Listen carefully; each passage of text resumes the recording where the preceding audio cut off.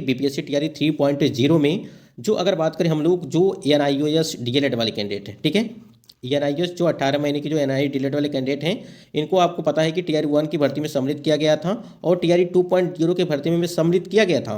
इन्होंने परीक्षा भी दिया था, ठीक है, यानी कि एग्जाम भी दिया था और इन्हें जो है फिर बाहर कर दिया गया। टीआरई 3.0 की बात करें अगर तो इसमें नोटिफिकेशन जारी किया गया था, लेकिन यहाँ पे एनआई डीएलएड को इनवैलिड कर दिया गया था। तो यहाँ पे मामला अब जो है पूरी तरह से पलट गया है।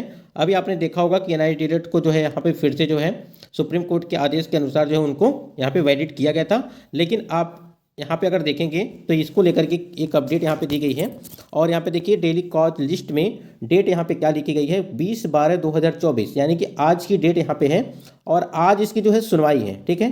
क्या यहाँ पे वैलिड होगा जो आपकी बिहार शिक्षक भर्तियां कराई गई थी? आपने देखा होगा कि जो एनआईए डीएलएड वाले हैं टीआरई 2.0 की भर्ती में अब यहाँ पे उत्तराखंड में मैटर चल रहा था यहाँ पे, जिसमें एनआईए डीएलएड की जीत हुई थी। उसी को देखते हुए जो बिहार के कैंडिडेट हैं, ठीक है, यानी कि टीआरई 2.0 की भर्ती के जो कैंडिडेट हैं जिनमें परीक्षा तो ली गई थी लेकिन उनको फिर बाहर कर दिया गया था, ठीक है।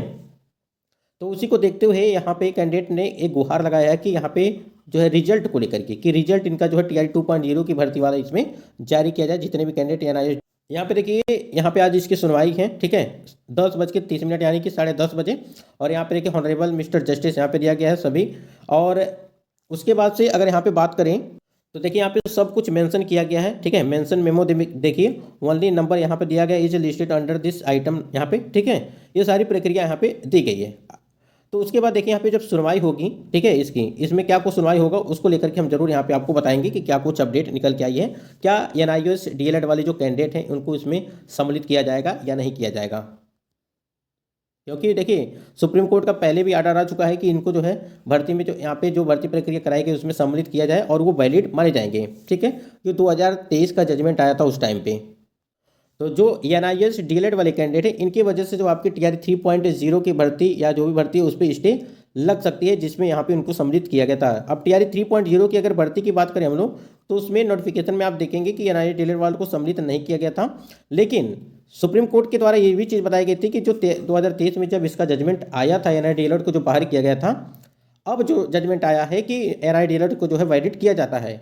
तो वहाँ पे सुप्रीम कोर्ट का ये आर्डर था कि जब से इनवैलिड किया गया था उनको, यानी कि 2023 में जब जजमेंट आया था तो उस टाइम से उनको जो है वैलिड माना जाएगा।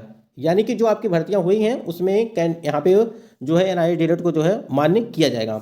उसी को लेकर के देखिए आज क्या कुछ होता है। लेकिन आप स्क्रीन पे देख पा रहेंगे शिक्षक अभ्यर्थियों ने लगाई एनआईओएस से डीएलएड पास टीआरई 2 परीक्षा परिणाम घोषित करने की लगाई गुहार, ठीक है। इसमें आप देख पा रहेंगे यहाँ पर देखिए ये मैटर क्या चल रहा है कि हाल ही में उत्तराखंड के अभ्यर्थियों के मामले में सुनवाई करते हुए सुप्रीम कोर्ट ने निर्णय दिया है कि एनआईओएस से डीएलएड पास भी प्राथमिक शिक्षा भर्ती के लिए मान्य है, ठीक है। ये चीज़ें हैं तो इसीलिए यहाँ पे क्योंकि टीआरई 2.0 की भर्ती में आपको पता है कि यहाँ पे परीक्षा दिया गया था, रिजल्ट जारी किया गया था, लेकिन इनको जो है बाहर कर दिया गया था। इसी वजह से यहाँ पे रिजल्ट को लेकर के कि रिजल्ट यहाँ पे एनआईए डीएलएड वालों को जो है दिया जाए और इसकी मांग जो है कर रहे हैं कैंडिडेट, ठीक है। तो जैसे ही यहाँ पे कोई अपडेट आएगी तो हम जरूर आपको बताएंगे कि आज की सुनवाई में क्या कुछ हुआ है, ठीक है। यानी कि जो आज की अपडेट है देखने को मिलेगी आपको और पूरे अच्छे से यहाँ पे आपको समझाएंगे कि क्या कुछ मामला हुआ और क्या चीज़ें होने वाली हैं, ठीक है। देखिए यहाँ पे एक अपडेट आपको देखने को मिली थी अभी कुछ दिन पहले कि 18 माह के डीएलएड वाले शिक्षक भर्ती के लिए यहाँ पे मान्य कर दिया गया था, यानी कि सुप्रीम कोर्ट का यहाँ पे फैसला था और ये सारी चीज़ें आपको पता भी होगा। अगर नहीं पता यहाँ देखिए एनआईएस से 18 माह का डीएलएड करने वाले अभ्यर्थियों के लिए सुप्रीम कोर्ट ने राहत दे दी है। सुप्रीम कोर्ट के जस्टिस बीआर गवई ने पिछले साल एनआईएस जो डीएलएड को जो है फ्रेश शिक्षक भर्ती में अयोग्य माना था, जिसके खिलाफ पुनर्विचार जो है यहाँ पे याचिका दाखिल की गई और जिसकी फाइनल सुनवाई करते हुए जस्टिस गवई ने फैसला सुनाया कि 18 माह डीएलएड यानी कि जो डिप्लोमा कोर्स सभी शिक्षक भर्तियों के लिए मान्य है। इस फैसले के बाद बिहार में शिक्षक नियुक्ति के चौथे चरण में एनआईओएस से डिप्लोमाधारी, ठीक है, आवेदन कर पाएंगे। इससे पहले सुप्रीम कोर्ट ने कहा था कि एनआईओएस से 18 माह का डीएलएड करने वाले यहाँ पे अगर बात करें हम लोग जो सरकारी शिक्षक बनने के लिए योग्य नहीं माने जाएंगे और आने वाली शिक्षक भर्ती के लिए अप्लाई नहीं कर पाएंगे, ऐसे छात्रों को शिक्षक भर्ती परीक्षा से बाहर कर दिया गया। और गौरव तलब, ठीक है, कि केंद्र सरकार ने 2017 में कहा था कि प्राइवेट स्कूल में पढ़ाने वाले शिक्षक एनआईओएस से डीएलएड कोर्स कर सकते हैं। इसके बाद बड़ी संख्या में शिक्षकों ने डीएलएड कर लिया। इसके बाद इन्हें 18 माह में ही डीएलएड करा दिया गया। इसके बाद यहाँ पे देखो 24 माह के डीएलएड करने वाले यानी कि 2 साल डीएलएड करने वाले अभ्यर्थियों ने इस मामले पर केस दिया। इसके बाद से यहाँ पे जो है कई राज्यों में भर्ती से इसे रोक दिया गया था। तो अब यहाँ पे सुप्रीम कोर्ट का फैसला ये सुनाया गया था। जैसे आपने देखा कि फ्रेश अगर बात करें VR गवई ने आपको सुनाया था यहाँ पे, अगर बात करें हम लोग 2023 में, ठीक है। तो देखिए क्या कुछ होता है आज। देखिए इनकी जो है 18 माह के जो डीएलएड वाले कैंडिडेट हैं NIS वाले, उनकी वजह से जो है आपकी भर्ती प्रक्रिया पे स्टे लग सकता है, रोक लग सकती है, ठीक है। देखिए यहाँ पे कोई अपडेट आती है तो जरूर हम आपको बताएंगे। साथियों अगर हम लोग डॉक्यूमेंट वेरिफिकेशन को लेकर के बात करें, ये आपका डॉक्यूमेंट वेरिफिकेशन जब कराया गया था, ये TRE 2.0 की भर्ती में कराया गया था। और यहाँ से चीज़ें आप समझ पाएंगे। देखिए BPSC वाटर मार्क वाला सभी प्रमाण पत्र की छाया प्रति स्वविप्रमाणित 2 प्रति फाइल में जमा करना अनिवार्य होगा, ठीक है। यानी कहने का मतलब ये है कि जो वाटर मार्क वाला जो डॉक्यूमेंट है आपका, ठीक है, जैसे कि आपको पता है कि जो 23 से लगा करके 28 तक आपकी काउंसलिंग की डेट यहाँ पे रखी गई थी, उसमें परिवर्तन कर दिया गया है, ठीक है। अब इस डेट को आपका नहीं कराया जाएगा, ठीक। और वाटर मार्क वाला डॉक्यूमेंट देखिए जब नई तिथि आएगी, यानी कि आप समझिए कि 2025 में ही आपके यहाँ पे चीज़ें देखने को मिलेगी, यानी कि काउंसलिंग के वाली।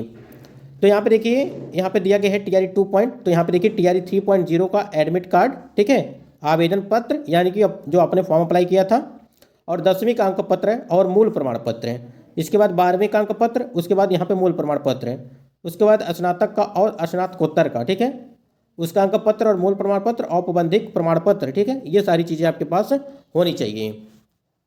उसके बाद यहाँ पे आपने अगर B.Ed किया हुआ है, ठीक है, जैसे आप अगर यहाँ पे B.Ed किया हुआ है तो B.Ed, D.Ed किया हुआ है D.Ed का अंक पत्र और प्रमाण पत्र और मूल प्रमाण पत्र और औपबंधिक प्रमाण पत्र यहाँ पे आपके पास होने चाहिए। जाति प्रमाण पत्र जो आरक्षित अभ्यर्थियों के लिए यहाँ पे अनिवार्य होता है। आवासीय प्रमाण पत्र हो गया आपका, फिर यहाँ पे दिव्यांगता प्रमाण पत्र हो गया, फिर आधार कार्ड आपके पास होने चाहिए, 4 फोटो आपके पास होने चाहिए। ये सभी चीज़ें यहाँ पे आपके पास होनी चाहिए। ये जो आप स्क्रीन पे देख पा रहे हैं डाटा, ये आपका जब TRE 2.0 की भर्ती कराई गई थी तो वहाँ पे यहाँ पे एक बहुत बड़ा स्क्रीन लगा हुआ था, ठीक है, जमुई की हम बात कर रहे हैं। तो वहाँ पे ये सारी चीज़ें आपको जो है लिखी गई थी, ठीक है, वो यहीं का है। और इस सीटें देखिए यहाँ पे दिया गया है कि आपका सीटेट या स्टेट का प्रवेश पत्र, अंक प्रमाण पत्र, ठीक, स्टेट बैंक का पासबुक और चेकबुक, ठीक है, ये होनी चाहिए आपके पास। तो यहाँ पे कई सारी चीज़ें हमने बात किया। देखिए यहाँ पे NIS जो डीएलएड वाले कैंडिडेट हैं, इनकी वजह से आपकी भर्ती प्रक्रिया जो है प्रभावित हो सकती है, ठीक है। लेकिन अभी देखिए अभी कुछ कहना सही नहीं होगा, क्योंकि जब तक ये चीज़ें क्लियर नहीं हो जाती हैं तब तक कुछ कहना ठीक नहीं है। डॉक्यूमेंट वेरिफिकेशन के लिए हमने जो भी आपको डॉक्यूमेंट बताए हैं, उसमें अगर कोई आपको कोई सवाल होगा तो जरूर पूछेगा।